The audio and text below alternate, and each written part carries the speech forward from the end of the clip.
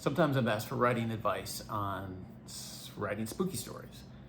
And the things that make a good spooky story are the same things that make any good story: conflict, tension, a compelling plot, interesting characters.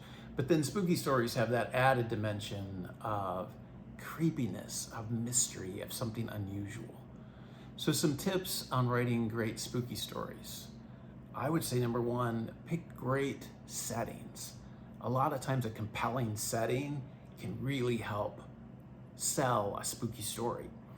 In Escape from Grimstone Manor, I put it in a haunted house amusement park ride because they gave me a lot of possibilities for the story.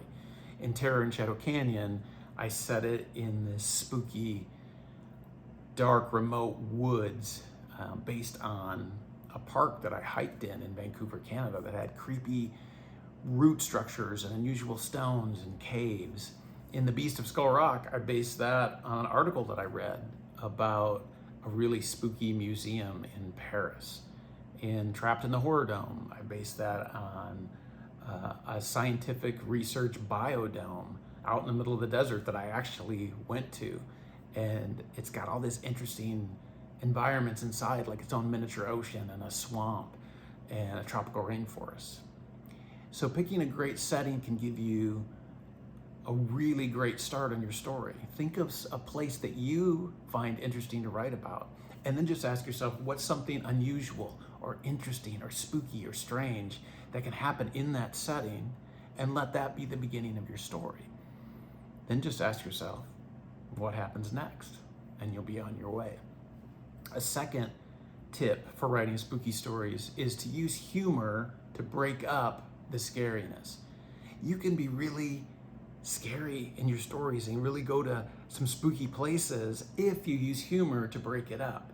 If you're constantly just scary, it can be too intense.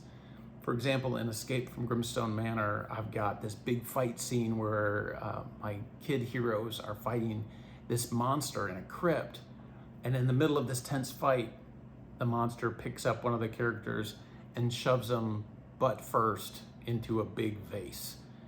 And it's just this moment of humor that kind of breaks up the tension, and then I go right back into the fight. So it's kind of like riding a roller coaster. You can have all these crazy loops and twists and hills, but then you have these moments of slowing down and going calmly for a minute, and then you zip right back into it. And when you use humor to do that in your spooky stories, it really helps. A third tip would be in writing your monster characters. Make sure you mix in a little good with the bad. So they're gonna be the bad guy, they're gonna do some bad stuff in your stories more than likely. And that's great. But if you mix in a little bit of good with the bad, it can make your monster character more interesting. It's one of the reasons I really like werewolves.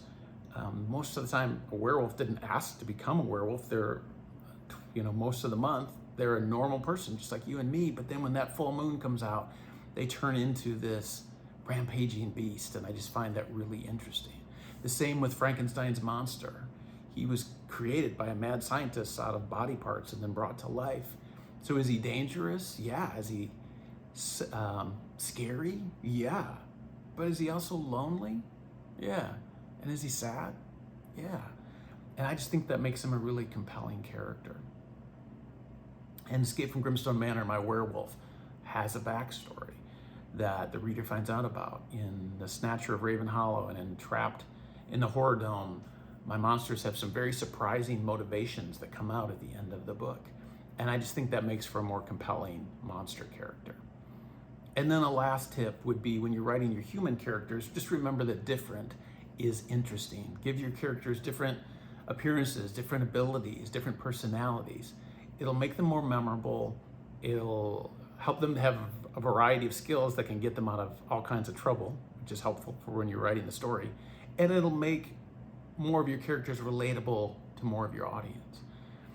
And make sure when you're writing those human characters that your readers know about them and care about them, because that will heighten the spookiness of your story. Because when they care about your characters, those readers are gonna wanna make sure they're okay and that they make it through these spooky situations, and it'll make it feel like they're right there with them.